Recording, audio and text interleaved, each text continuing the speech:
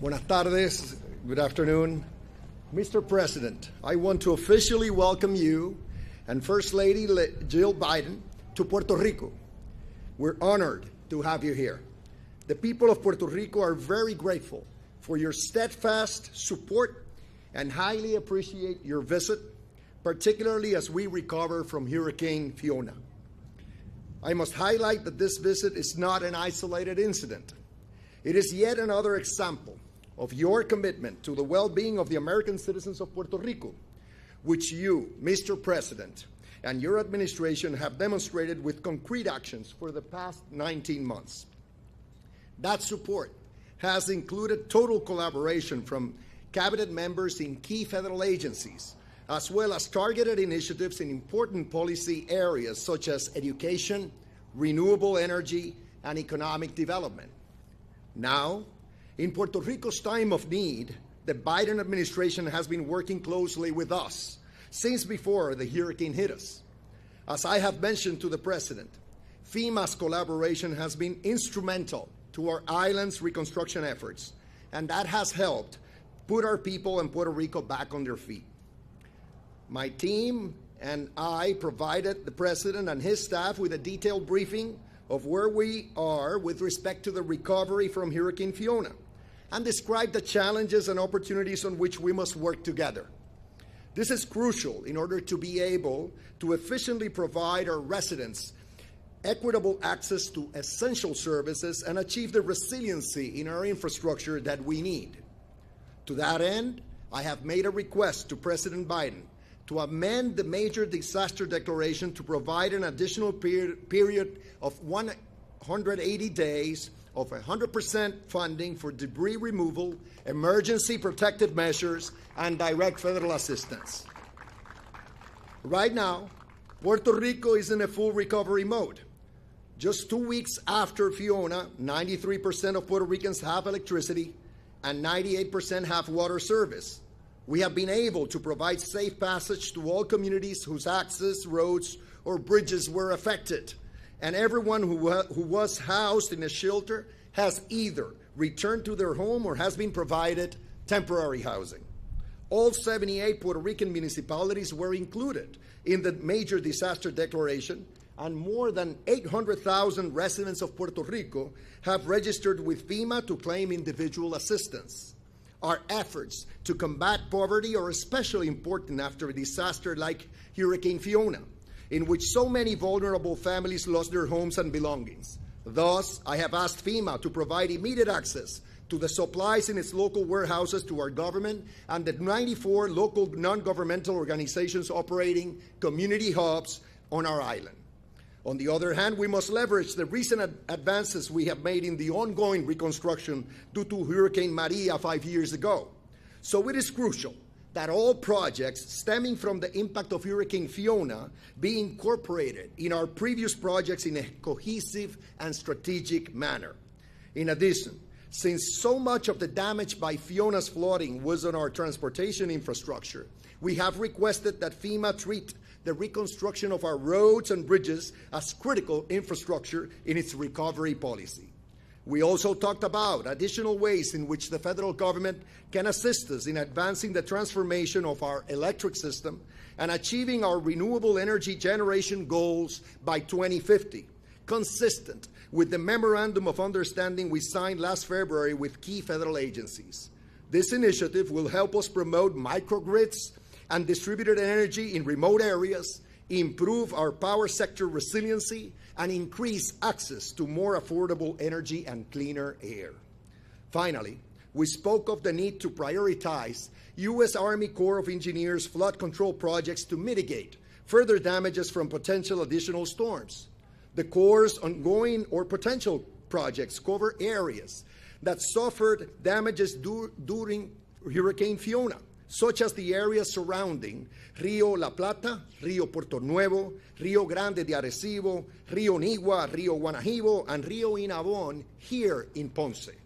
Other areas we must prioritize are aid to our farmers, climate change mitigation initiatives like coastal erosion and coral restoration projects, and adequate funding for our healthcare programs. In short, my asks to you, Mr. President, are straightforward. We want to be treated in the same way as our fellow Americans in the States in times of need. All American citizens, regardless of where they live in the United States, should receive the same support from the federal government. We're confident that the President will heed our call for equal treatment because that is consistent with his priorities and his policies. Again, I want to thank President Biden and the First Lady for their visit and for his administration's support for Puerto Rico's recovery. Thank you.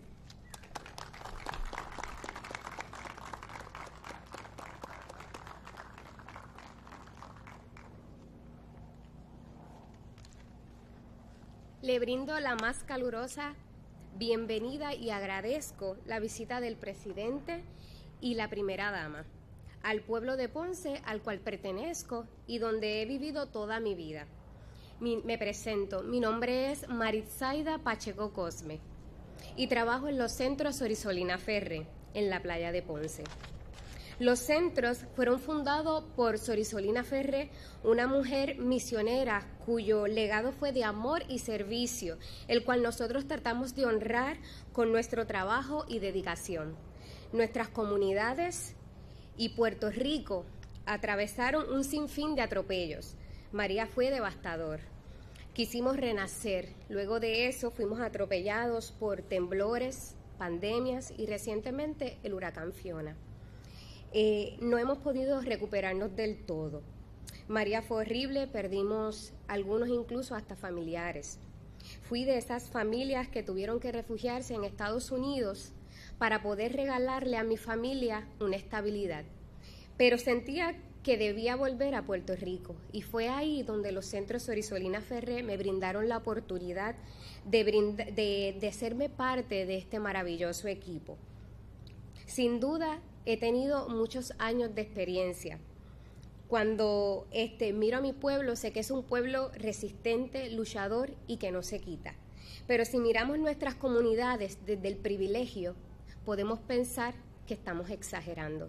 Pero cuando nos damos la oportunidad de poder sumergirnos un poco, podemos ver que los problemas son más grandes de lo que pensamos. Pero como decía Sister, servir es nuestra manera de hablar. Y lo seguiremos haciendo como lo hemos hecho todos los días, hasta levantar nuestras comunidades y levantar nuestra isla. Agradezco la visita del presidente Biden y la primera dama, Jill Biden. También agradezco su apoyo y asistencia que nos ha brindado hasta el día de hoy. Espero que alcance a comprender nuestras más sencillas necesidades. Y para mí es un honor presentar en el día de hoy al presidente Biden.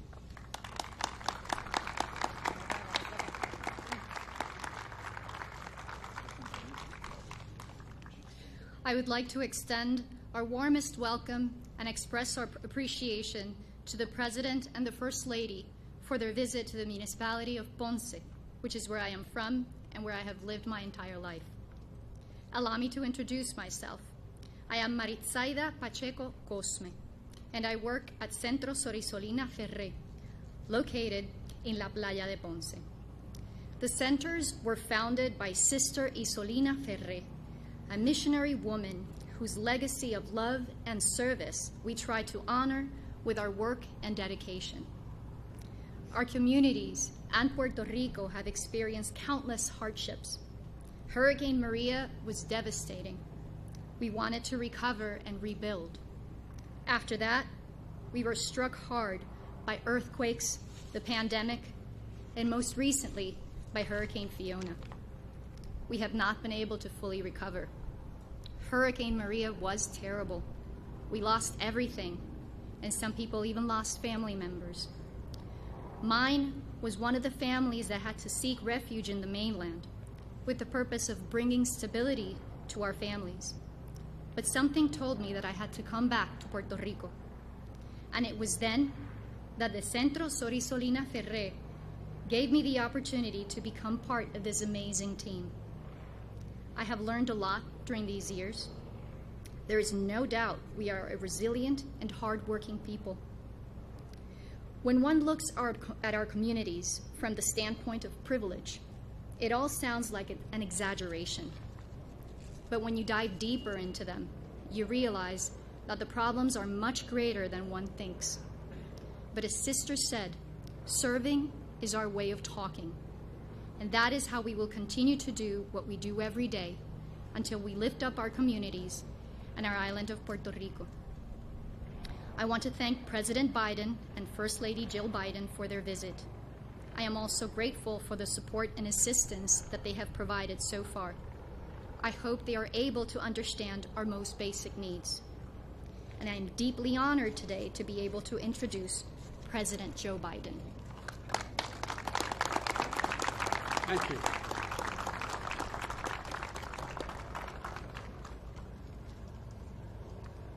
Well, my name's Joe Biden, and I don't want the headline to read, Biden brings storm to Puerto Rico. So I'm going to maybe have to cut this a little short.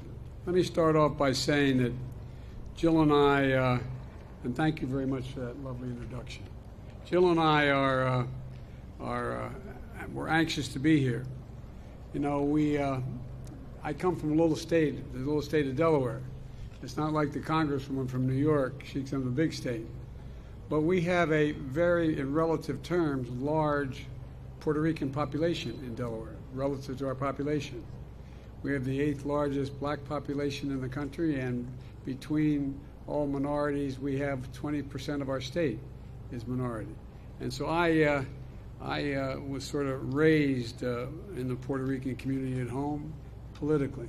And so we came here for a long time, both for business and pleasure, since you're part of the Third Circuit Court of Appeals, and Delaware is as well, and I was chairman of the Judiciary Committee. I spent a lot of time in the northern part of the state. But look, it's people like you who do so much for your community and are going to make such a big difference as Puerto Rico rebuilds. Thank you, Governor, for your partnership as we work together to help rebuild Puerto Rico. And I mean rebuild it all, and rebuild it in a resilient way. So you don't, when storms come again, which they will, they're not having the damage they caused before. And I want to thank the members of Congress and local officials, community leaders who have joined us today. Ever since the hurricane struck, Jill and I have had people in Puerto Rico on our minds and in our prayers. We came here in person to show that we're with you. All of America is with you as you receive and recover and rebuild. I'm confident we're going to be able to do all you want, Governor, and I'm committed to this island. Puerto Rico has been through so much in recent years. Hurricane Maria 5 years ago, a 6.4 magnitude earthquake 2 years ago. The folks slept outside for days, worried about their homes would collapse on them if they went in. Then COVID-19, and then Fiona. And yes, Puerto Rico is a strong place, and Puerto Ricans are strong people. But even so, you have had to bear so much and more than need be, and you haven't gotten the help in a timely way. And this latest storm dealt a serious blow to all the hard work that have been done since Maria. Roads and bridges built after Maria have been washed away again. Families who spent their savings to build new homes after losing their last ones have seen them flooded away. Crops decimated, farms destroyed. Here in Ponce and communities nearby have been hit the hardest. And in for days, people live without power, without water, some still in that circumstance. No idea when to be back again. And for everyone who survived Maria Fiona must have been an all too familiar nightmare. You know better than anyone that over time, these losses add up. And so Puerto Ricans have lost loved ones in this storm and in the perilous disasters. And the number can feel abstract sometimes when you hear a number, but every number is a person, every life lived. We read the obituaries and remembrances, and they all feel like people we knew. Doting grandparents, devoted parents, christened children, longtime neighbors, people who cared about their community and made a difference. And they will not be forgotten. And then through these disasters, so many people have been displaced from their homes, lost their jobs and savings, or suffered injuries, often unseen, but many times seen. Yet somehow, the people of Puerto Rico keep getting back up. with resilience and determination. Quite frankly, it's pretty extraordinary when you look at it from afar.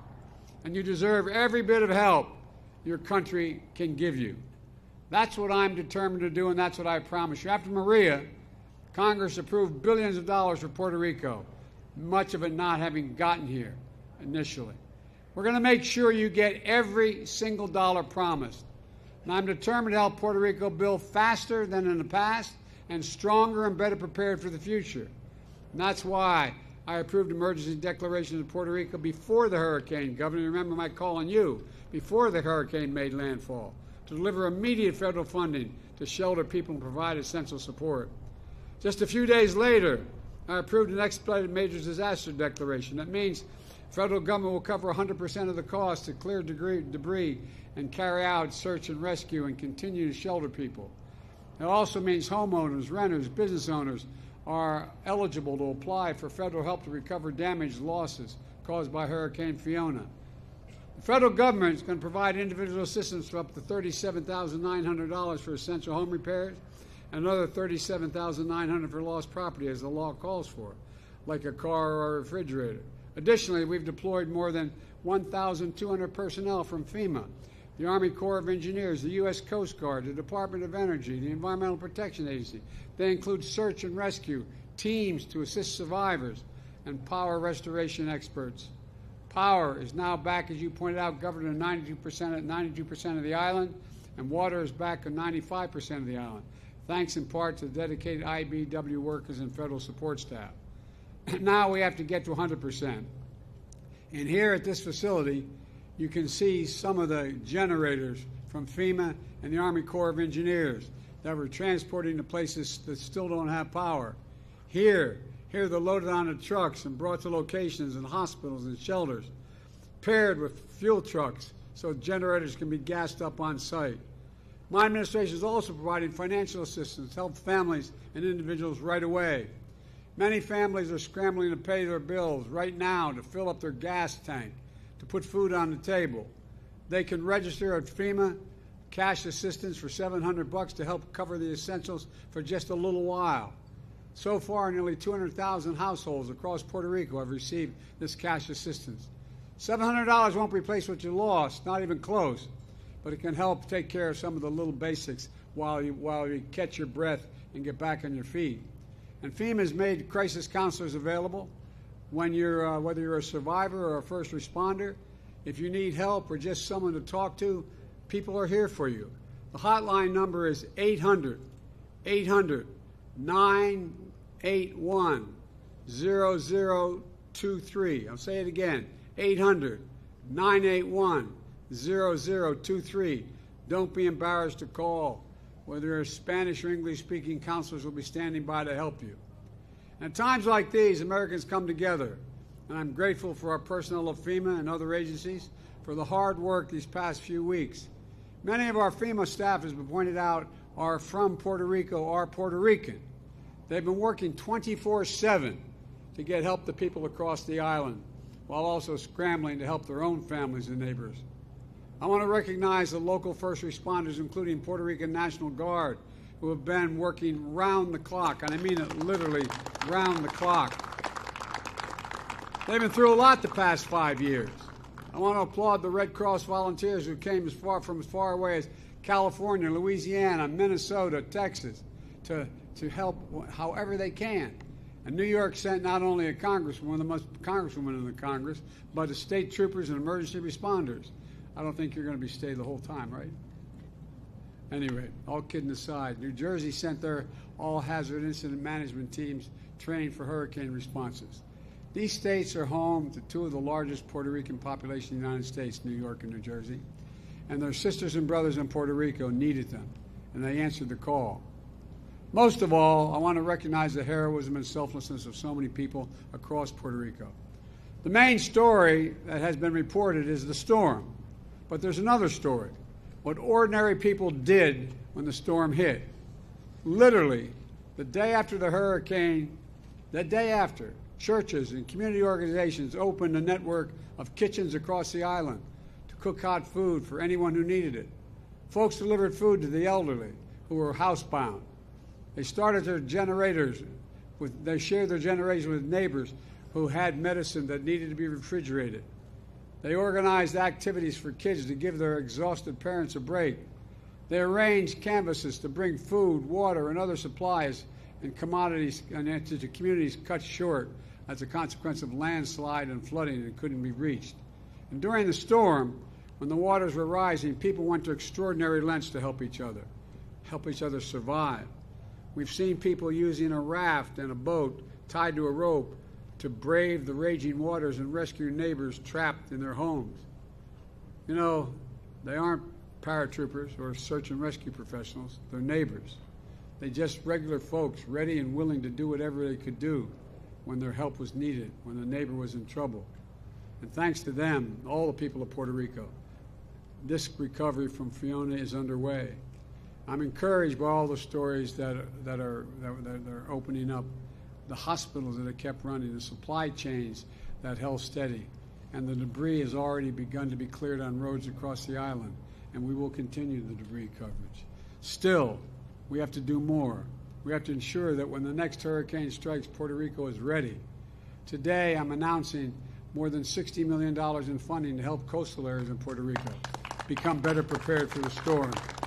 For example, we can create a flood warning system to help shore up levees and flood walls.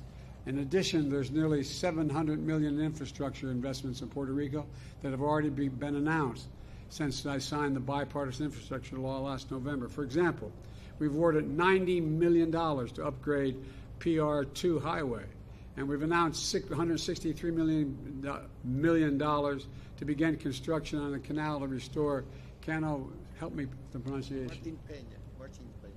Martin Peña. That entire ecosystem. And we're going to clean up polluted waters and restore mitigation mangrove habitats, and bring back marine life. And you're going to see investments like these increasing significantly in the months ahead. We're investing in Puerto Rico's roads, bridges, public transit, ports, airports, water safety, and high-speed internet. We know that the climate crisis and more extreme weather are going to continue to hit this island and hit the United States overall. And as we rebuild, we have to ensure that we build it to last. We're particularly focused on the power grid. This year, to date, Puerto Rico has received $4 million to help make the power grid more resilient. That number is going to go up. As we conveyed to the governor, I'm ready to deploy and expedite more resources from the Department of Energy and other federal agencies, not just, I don't usually talk this fast, but it looks like it's moving quickly, to help transform the entire system so the Puerto Rican people can get clean, reliable, affordable power they need, and the power stays in homes and hospitals when storms like Fiona strike. That includes mini grids, which you can begin to deploy soon so we are less dependent on transmission lines across the long distances, and more redundancy when the storms hit. The goal is lower energy bills and more reliable power for Puerto Rican households. Additionally, I've asked the Secretary of Energy, Jennifer Granholm, who's a first-rate person, to lead a supercharged effort across the entire federal government. She's going to put in place the Puerto Rican Grid Recovery Modernization Team to bring to bear all the federal resources and technical assistance and additional support for Puerto Rico. And we'll help as you work to repair your grid quickly and drive decisive progress on the game plan for Puerto Rico's clean energy transformation. You know, I also know many people in Puerto Rico have many family friends and friends in Florida. Your hearts are with them right now, and their hearts are with you. Jill and I will be in Florida on Wednesday. And as I've made clear, at times like these, our nation comes together, put aside our political differences, and get to work. We show up when we're needed. Because if we lost our home, if we lost a loved one, we'd hope that people would show up for us as well.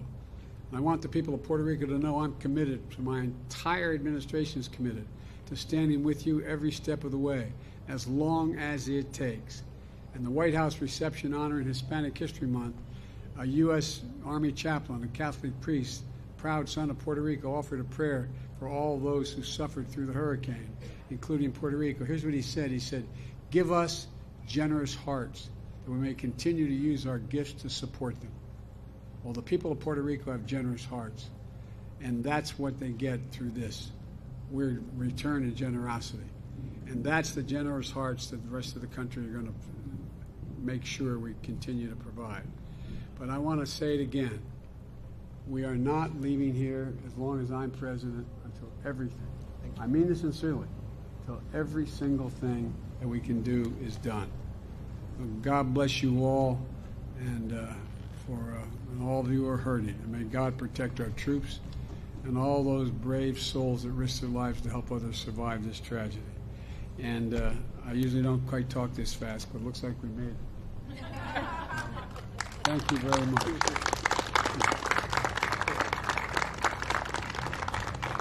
I want to bring up the, do you mind go? I was up in New York with the mayor and with the governor. And what they wanted to talk to me about, they wanted to talk to me about Puerto Rico. No, remember? We sat there? Yes. Yes. And so it is one of the best congresswomen in the congresspersons in the entire Congress. And she's, were you born here? Yes, I was born here. And my family, my entire family is here. It's here? All right, I hope I don't 9 get you in brothers trouble and with sisters. 9 brothers and sisters. Well, God bless you. I tell you what, my mother used to think that anybody who had that many children, we only had 4, she'd say, no purgatory for mom, straight to heaven. Thank you. Straight to heaven. Thank you. Anyway, Thank you for being here. Thank you. We love you. Thanks, everybody. We're going to get this done. We really are.